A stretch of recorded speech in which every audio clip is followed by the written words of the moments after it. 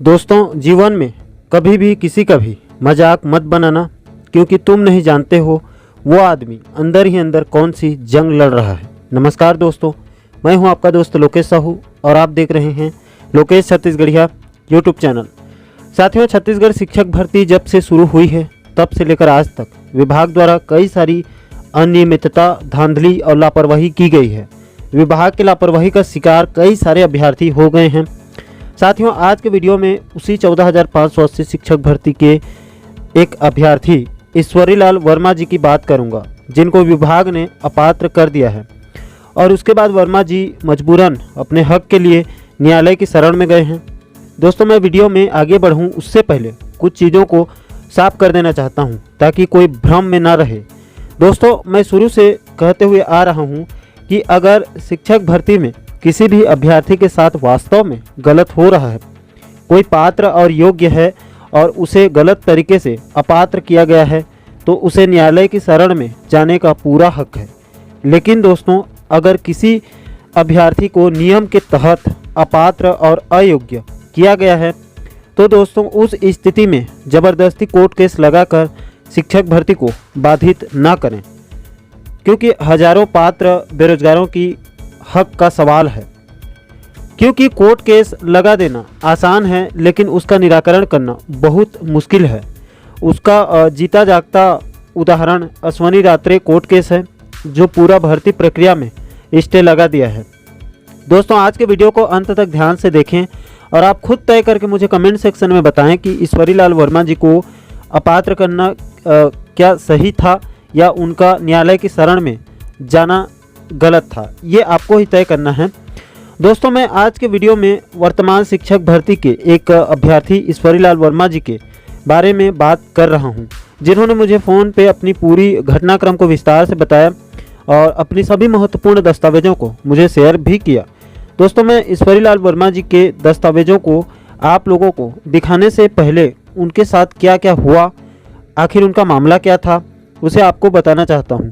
तो दोस्तों, वर्मा जी बताते हैं कि घर में बूढ़े माँ बाप और बच्चों के साथ साथ पूरे परिवार की जिम्मेदारी है और इनकी माताजी का भी तबीयत बहुत ज़्यादा ख़राब है, तो उनके इलाज करवाने का भी अलग से उनके ऊपर जिम्मेदारी है। और वर्तमान शिक्षक भर्ती उनके लिए आखिरी मौका है।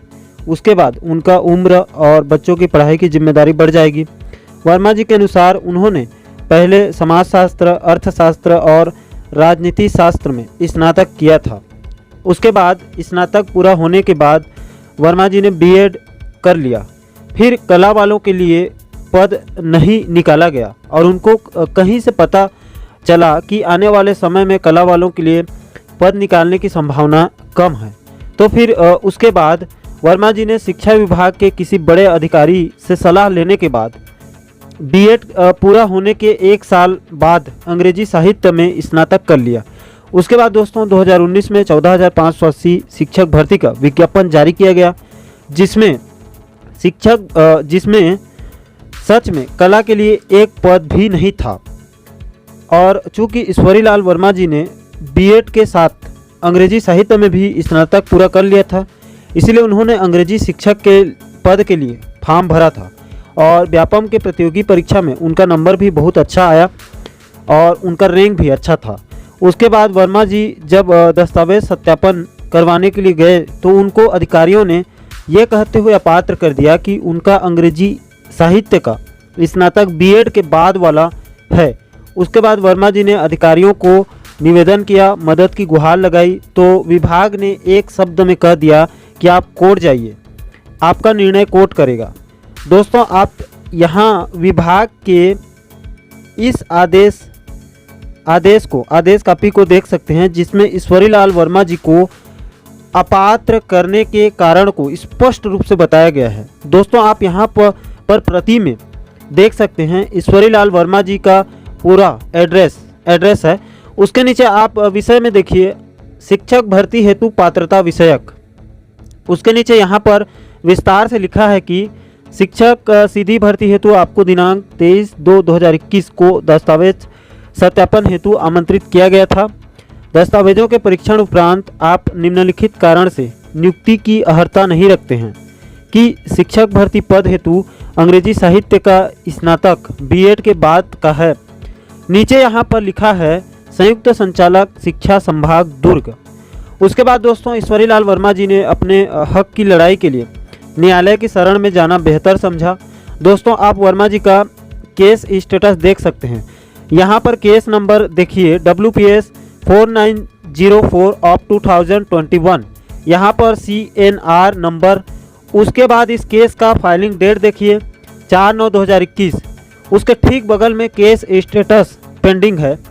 उसके नीचे नेक्स्ट डेट 4/10/2021 को दिया गया था।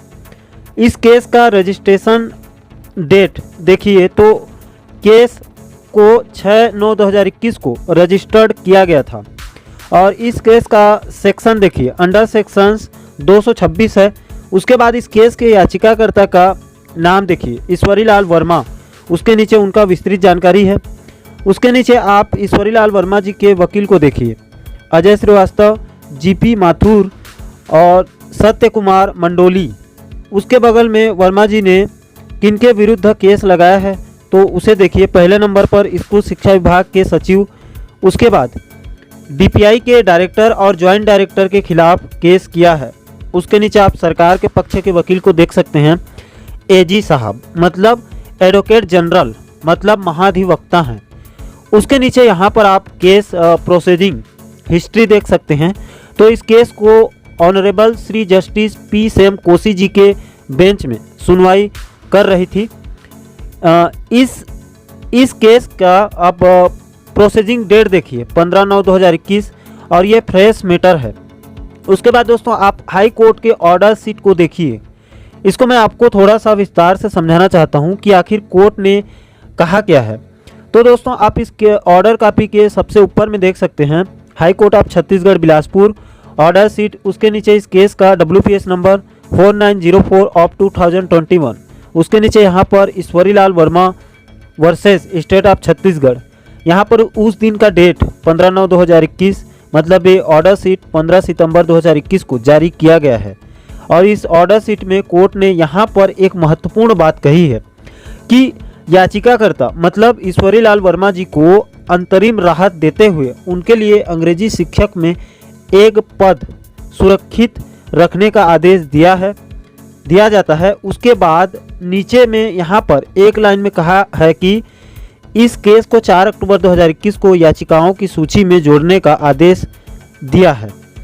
उसके बाद सबसे नीचे यहाँ पर इस केस को सुनने वाले जज साहब का नाम देख सकते हैं P सेम कोसी।